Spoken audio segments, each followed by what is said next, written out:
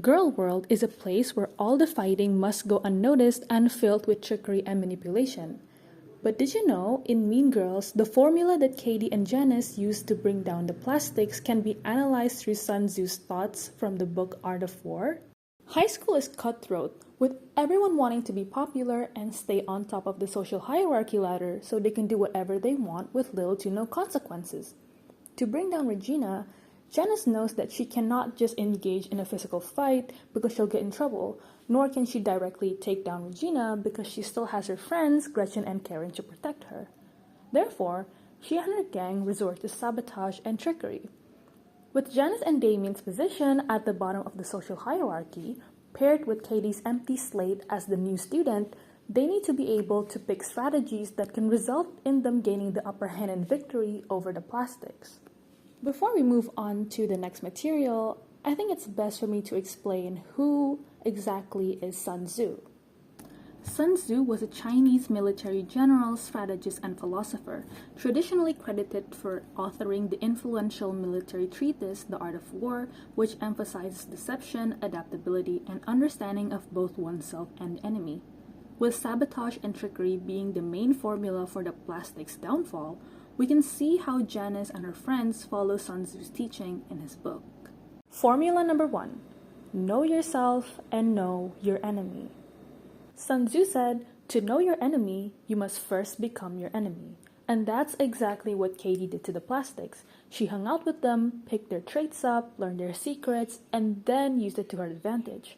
In the first half of the movie, Katie kind of just blindly attacks Regina without any concrete plan, from making her face smell like feet by putting foot cream in her skin products to cutting holes in her tank top. That plan failed though, as Regina was still widely adored in North Shore High. It wasn't until after the Halloween party that Janice crafted a concrete plan to take Regina down, from taking Aaron Samuels, her friends, and her hot body away from her. As the plot unfolds, we can see Katie has Regina's defenses torn down one by one until she's ultimately thrown out by the plastics and Katie usurps her role as the Queen Bee. Formula number 2. Destroy their allies. Regina's reign of terror over at North Shore High wouldn't be complete without her friends Gretchen and Karen. Gretchen acts as an informant for Regina. She always somehow knows each other's business, but also keeps Regina's secrets intact. Gretchen Wieners knows everybody's business. She knows everything about everyone. That's why her hair is so big. It's full of secrets.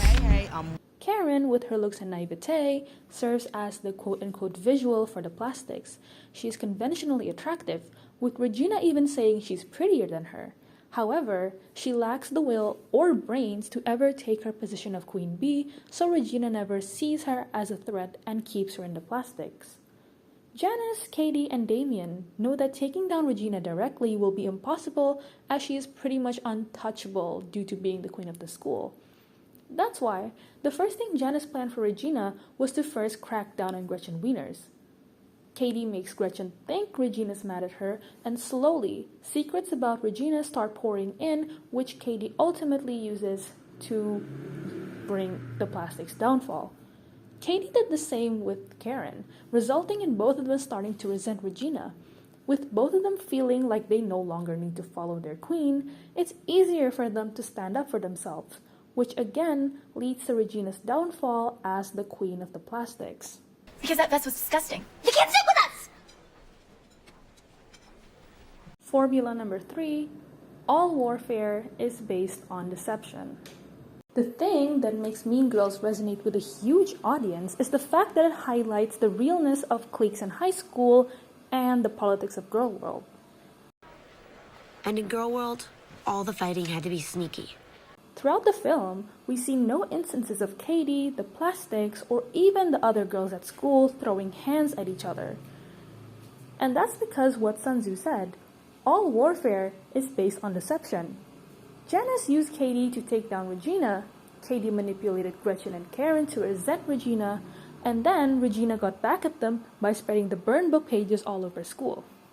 Something that's done highly calculated and manipulative, because not only did she make everyone fight with each other, she also managed to make herself look like the victim even though she was the creator of the burn book itself. Now, what can we take from all of this? With all that aside, ultimately, the best thing the characters did, especially Katie, was to make peace with everyone.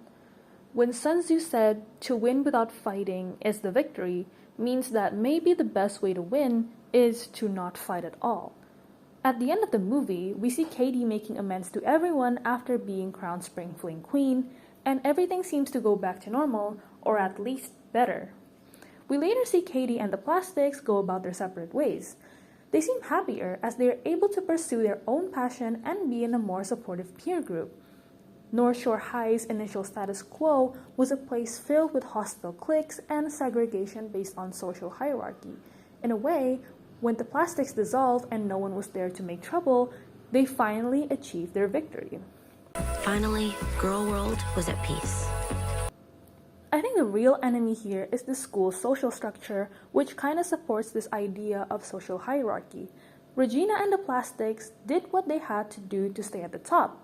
It was a lot of pressure with a lot of them arbitrary rules, but it was infinitely better than staying at the bottom and being on the receiving end of bullying and or social exclusion.